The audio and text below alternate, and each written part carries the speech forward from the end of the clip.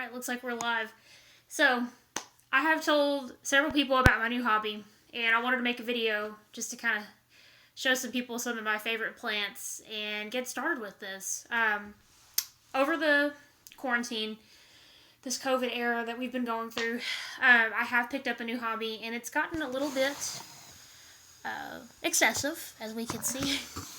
But I absolutely love it, and I've made a lot of really cool new plant friends here around the community and shared some really cool experiences with people, but I want to share my enjoyment of this hobby and my knowledge that I've obtained so far. So if you're interested in learning more about gardening and houseplants, tune in. Let's have fun. And I don't want to do a long intro. I think those can be boring, so I'm just going to get started.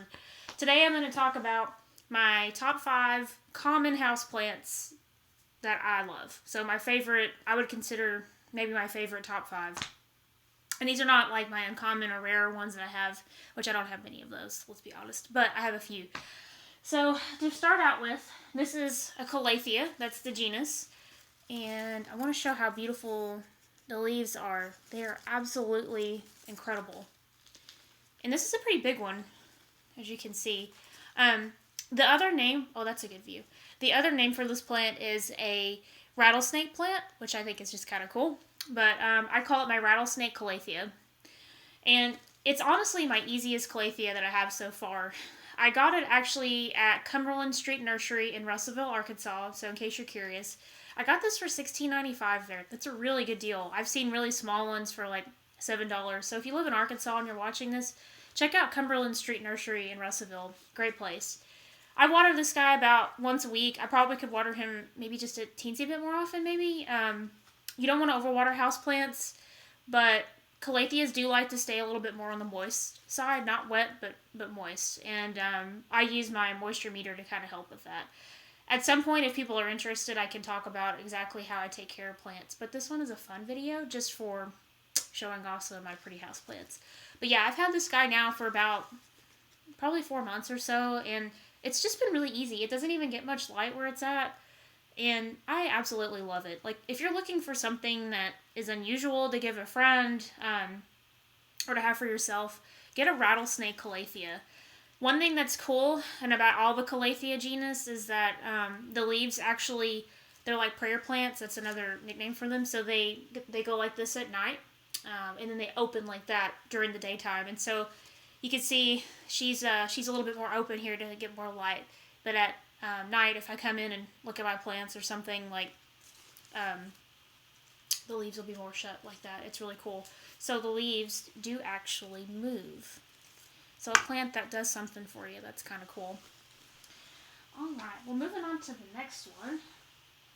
And all of these plants I'm talking about today are pretty easy. I did that on purpose. This one is super easy.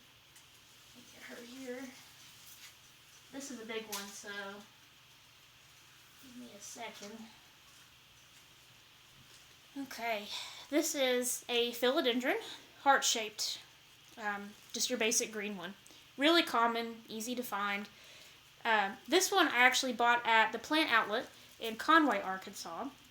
And I got this one for, I believe, about $20. And I got it in, I want to say about August. I can't even show you how long this is. It's honestly pretty close to being as tall as I am. But I got this in about August, and it was a pretty full plant and pretty long, maybe about here. And it has grown a whole lot since then. I mean, I can't even fit it all in the frame, but it just grows and grows and grows. It's really easy. It wants to dry out in between waterings. It's really tolerant if you forget to water stuff. This is a good one. The Calathea I just showed you, if you're one to forget to water plants for a really long time, maybe not as good for you, but this one will tolerate that better. I water him about once every 10 days right now, and I don't know what time of year anybody's going to be watching this, but this is winter. But where I keep it, I think it kind of thinks it's spring because it's still growing a lot. The leaves are smaller. You can see they're bigger up here, and they're heart-shaped. Let me give you a close-up on that. They get smaller as you get towards the end. The reason that is because I don't have it on a pole. That's what I've learned. I don't mind that. Some people don't like it, and what you can do is just cut off a few pieces, and I'll show you find the node. So that's a node. you can see that. Yeah, that's a node. And you can see the little root growing off of that right there. That's an aerial root. But if you put that in water and just cut, like, say, right around it, so cut here and here, and then stick that in water or like on soil, I think that'd be a little bit easier. You could actually propagate it and make yourself a thicker plant. But I don't mind it that it's a little bit scraggly. I like it. It's super easy and it gives me a lot of joy. So on to the next one. Next one's going to be another philodendron. And both of these are super common, easy to find. You can find them at Home Depot, Lowe's. Better to go to your local nursery though, really, in my opinion.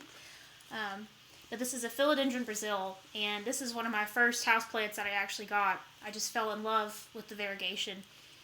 I think that the leaves, I mean, they just look like they've been painted on. I'm going to show you this one I'm super proud of actually right here. That is just gorgeous, I think. And then this one's nice. You want to make sure it gets bright and direct light. If it has too low of light, you'll lose a little bit of variegation. You'll just kind of get more just solid green leaves. So this one I do keep under one of my grow lights. Not an intense grow light, but it gets regular light. And it has actually been a pretty fast grower too. When I got this, it was not nearly this long. You can see it's pretty long. This one I actually bought at Hocot's in Little Rock, Arkansas.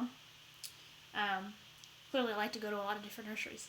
But yeah, I got a great deal on it, and I actually took a smaller one and put it on the side, kind of just to thicken up this one, because I wanted a really big, thick Philodendron Brazil. But yeah, just to repeat the name, a Philodendron Brazil. It's the same genus as the last one, and you can see it kind of has those heart-shaped leaves too. But I absolutely love it. The newer leaves have a little bit more of an orangey tint. That's normal if you get this. I water this guy about once every 7 to 10 days, usually about once every 10 if we're going to be honest, and it does fine. It also likes to dry out in between waterings, and you'll probably also notice I keep most of my plants in the nursery pot, and then if you want them to be more pretty or whatever, you can put them in an ornamental pot, but that's something I've learned the hard way, being a plant parent. And look at that leaf there. That is so pretty. Keep your ass at home is what that says. Okay, next one. You can tell I really like vining plants, right? This is a Satin Pothos. Super, super easy. This one doesn't like a whole lot of light. I have it under my little smaller grow light in there. And this one was actually like in pristine, perfect condition, and I made a really stupid mistake. So I took it out in 40-degree weather to water it just for 5 to 10 minutes because I didn't want to stop at my bathtub or anything, but getting a lot of soil in there because, yeah, that's kind of been happening some lately. And it literally got cold damage from being outside for like 10 minutes, and that's what these leaves are showing here. So it certainly didn't kill the plant. Oh, my laptop's messing up. There we go. Certainly didn't kill the plant,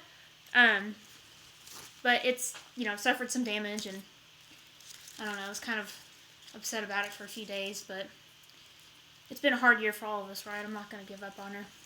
But yeah, Satin Pothos. The leaves have this shimmer on them, if you can see that. Let's see. It's really pretty. Beautiful shimmer. It grows so fast. This one did not pass the pot, and I got it in Lowe's in Little Rock about September, and you can see, yeah, she's grown. I just wish I wasn't stupid enough to put her outside. I also made another dumb mistake back in the summer when it was really hot here, because it's really hot in Arkansas, and I watered it outside for 10-15 minutes, like, you know, not very long, just enough for it to drain out and everything. And it, the leaves started to curl in, and the plant was telling me that it was too much sunlight. These are really sensitive to too much light. You definitely don't want to put it outside in direct sun. It will kill it. It does not like that. So this guy really likes to be babied, and if you can keep it inside, keep it, you know, right in direct light, don't take it outside. Basically, that's my recommendation. It's going to do just fine for you. So learn from my mistakes. And that's one reason why I'm making videos like this, honestly. Alright. This next plant is another one from Cumberland Street Nursery. And it's a big one. I feel like these are really popular in Arkansas. This is a banana plant. And yes, I have it inside, which most people just leave it outside.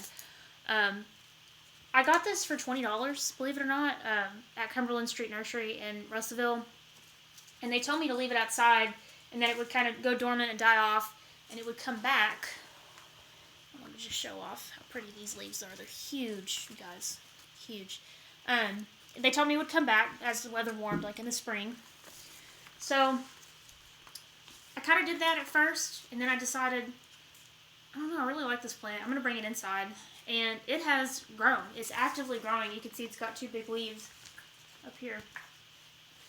And I kind of think it's just as pretty as a bird of paradise, honestly. I don't know, I kind of like it a little better. And people pay a lot of money for those, like at, big box stores and stuff. I just love it. I don't know, it's so easy. It likes to stay wet, moist wet, so don't go too long without watering. I water this guy about once a week, and we're in the summer. He's under a strong grow light, a really bright one, in my living room, just to make sure he gets a lot of light. Because banana plants like a lot of light. They're pretty common in Arkansas, just grown in people's yards. And if they can withstand full sun in Arkansas, like in July, they like a lot of light. I'm just saying. Okay, so we have done 4, right? Yes. So, I wrote a list. I like so many plants, I have to look at my list to know which one I was going to talk about. So my other common favorite houseplant, my top 5 right now, is this guy.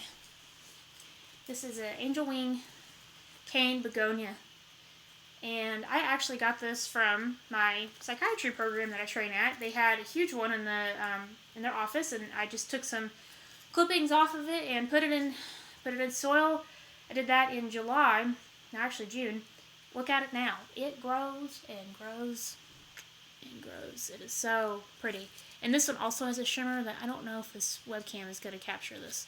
Which, if I keep making videos, if you guys like this, I'm going to have to get a better webcam. But this begonia, like a lot of begonias, does not like to totally dry out between waterings. I have done that before because I'm human and, we get busy.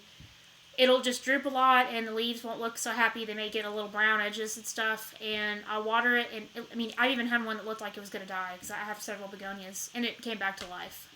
So just don't go too long. I water this guy about twice a week right now. And he is under a pretty strong grow light actually over there. One thing about begonias I love is I love their little leaves. Where's another baby leaf? They have such cute little leaves. Here we go. And this one has actually just come out today. It's really fun when you get new leaves as a plant person. I think that shows that I'm in my 30s, right? If I'm enjoying new leaves.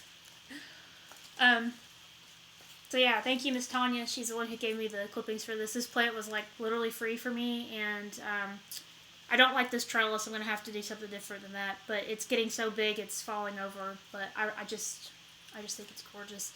A lot of people don't like begonias. They kind of think they're old lady-ish and stuff. This plant is really pretty. Okay, you guys. I hope you enjoyed this episode. This little video here went longer than what I thought. If you have any questions about the care for these plants, I can tell you my experience with it, what I've been doing. And, I'll make more videos if people are interested. So if you want to see more of my collection, just let me know. Ciao.